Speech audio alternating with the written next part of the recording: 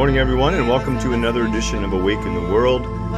This morning we're going to be talking about mantras and mudras. Again, good morning everyone, it's nice to see you all.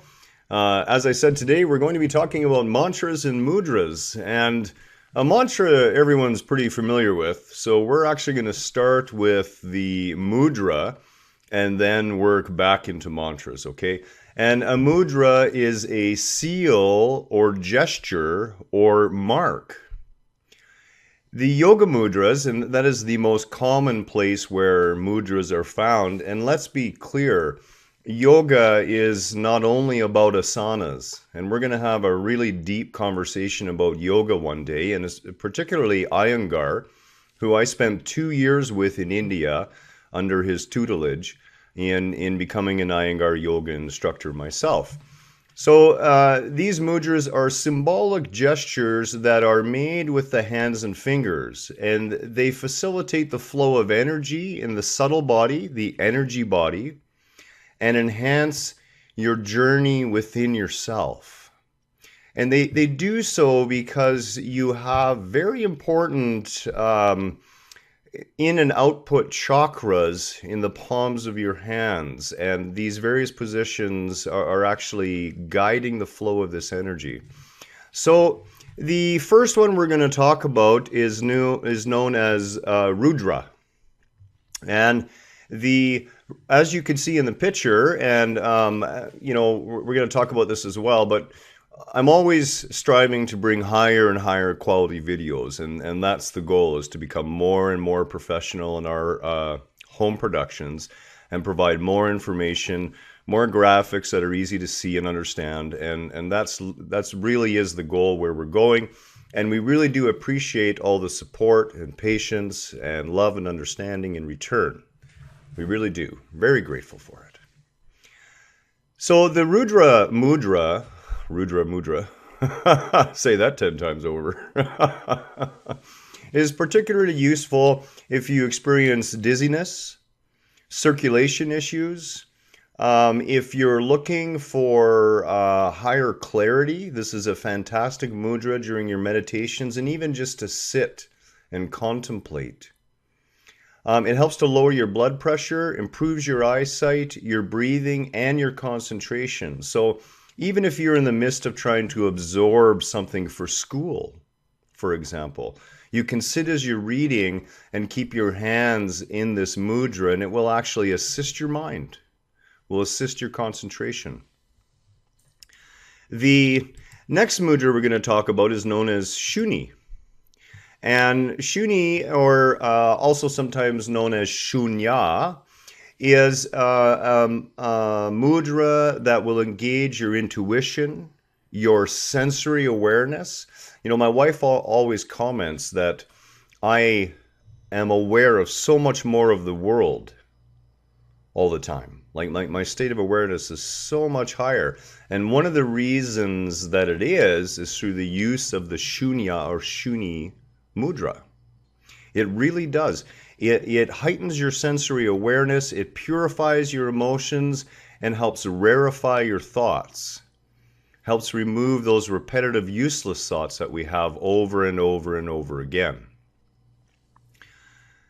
The next mudra I want to show you and talk about is known as, and this is one of the most popular ones, and it's known as the Gyan mudra. And you see here in the picture that the 3 fingers are not quite straight. Myself, I really try to get, I'm going to try and get this in the picture, I try and get the hand like this.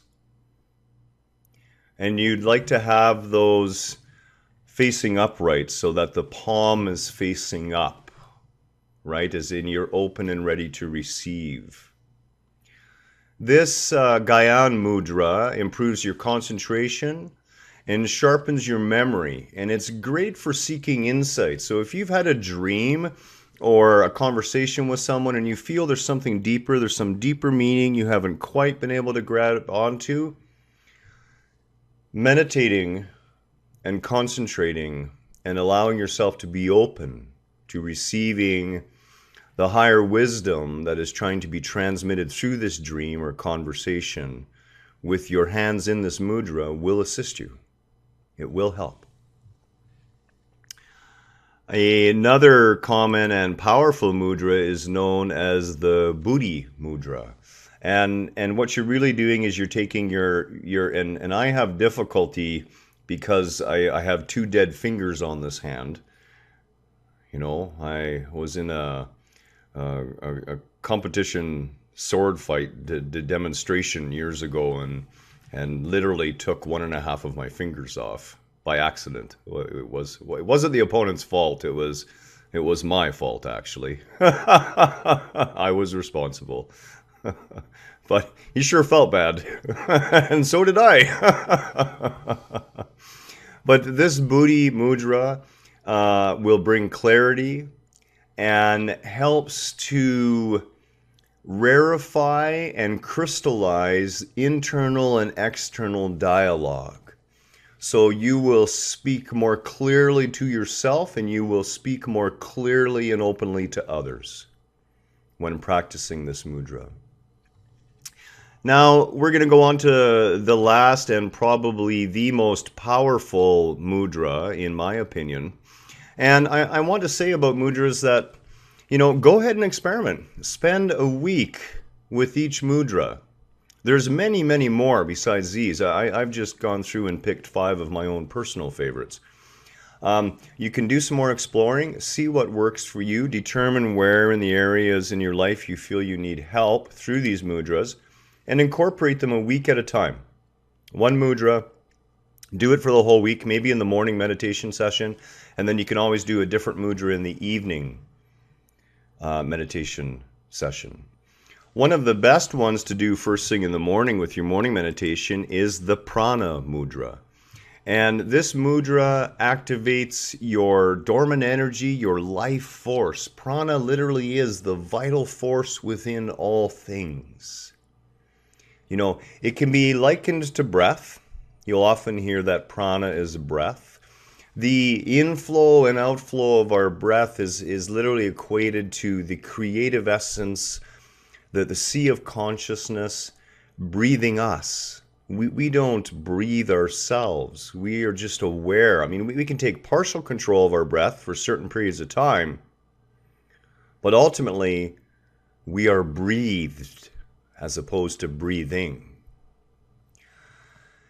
We're going to move on to mantras, and we're going to talk about some of my favorite mantras. And the difference, of course, is that a mantra is sound-based. It's vibrational-based.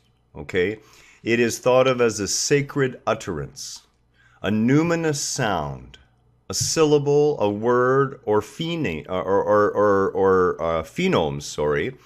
or a group of words. The single syllable mantras are known as bija mantras or seed mantras. And as I said, that is one syllable. And of course, the greatest mantra of all, and ultimately the only mantra you ever truly need, if you wish, is Om. That's the one I have on my forehead right here. I have a older pre-Vedic form that isn't as common as the newer form that you will see prevalent on the internet, but it is the same mantra. Now, Om is considered pranava.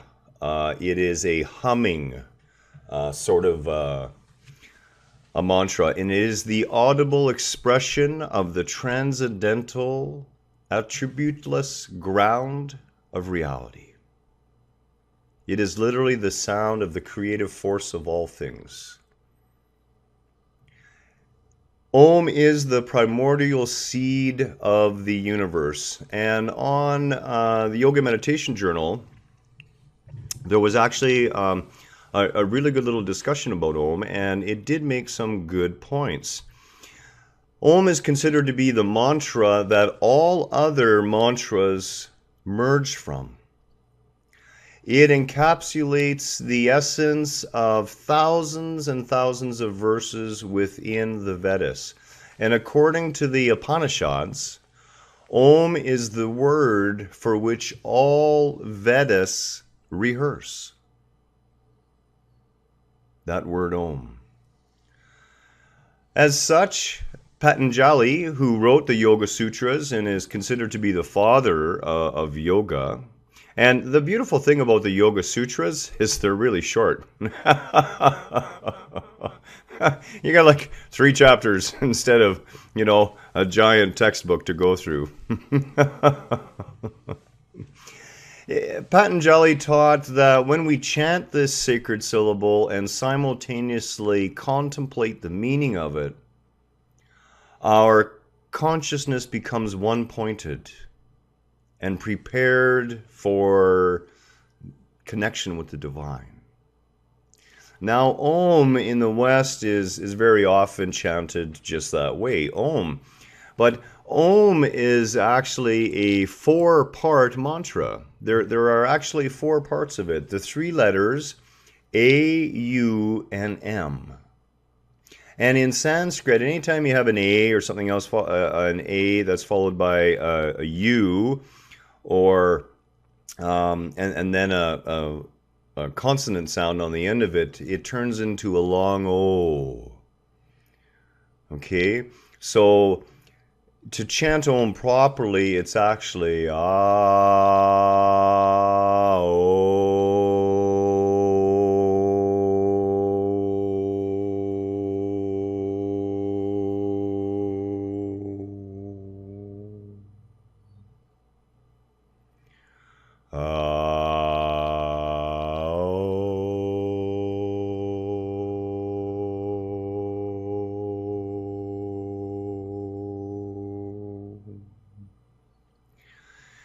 The vibration dissolves into that Om, into that final